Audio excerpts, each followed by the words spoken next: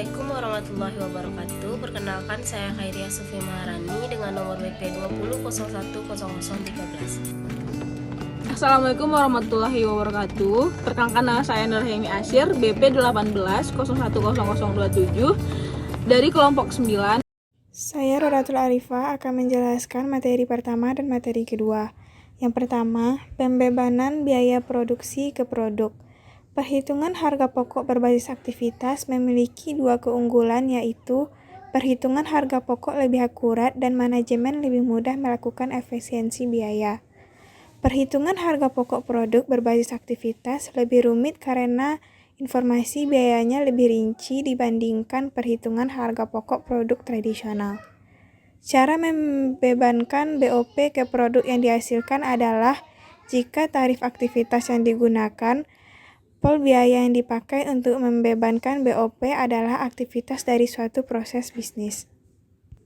Yang kedua, metode pembebanan biaya produksi ke produk. Ada 3. Yang pertama, metode penelusuran langsung.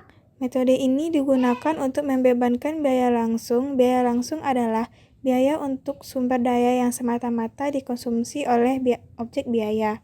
Yang kedua, metode penelusuran deriver. Metode ini digunakan untuk membebankan biaya sumber daya yang dikonsumsi secara bersama oleh beberapa objek biaya dan memiliki hubungan sebab akibat antara biaya dan aktivitas. Yang ketiga, metode alokasi. Metode ini digunakan untuk membebankan biaya sumber daya yang dikonsumsi secara bersama oleh beberapa objek biaya tetapi tidak ada hubungan sebab akibat. Baiklah, saya akan menjelaskan materi selanjutnya, yaitu perbedaan harga pokok produk berbasis fungsi atau FBC dengan ABC. 1. Perhitungan harga pokok produksi berbasis volume atau volume based costing (VBC). 2 jenis tarif biaya overhead. Yang pertama, tarif pabrik. Tarif pabrik dihitung dengan rumus tarif BOP sama dengan anggaran BOP selama setahun dibagi kapasitas normal driver biaya berbasis unit.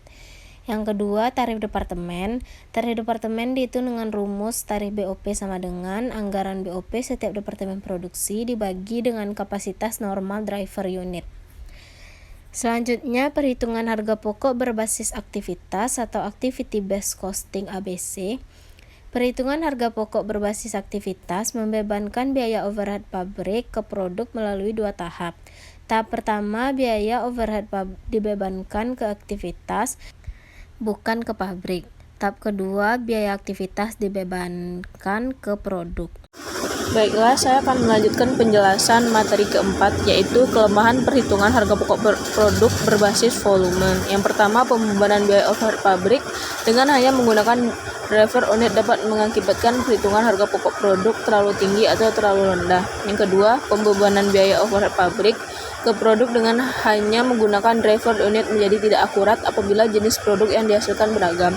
Materi kelima yaitu keunggulan perhitungan harga pokok berbasis aktivitas. Yang pertama, perhitungan harga pokok produk menjadi cukup akurat. Hal ini akan meningkatkan kualitas pengambilan keputusan dan daya saing suatu produk. Yang kedua, memudahkan dalam melakukan efisiensi biaya dengan cara mengidentifikasi dan mengeliminasi aktivitas yang tidak bernilai tambah.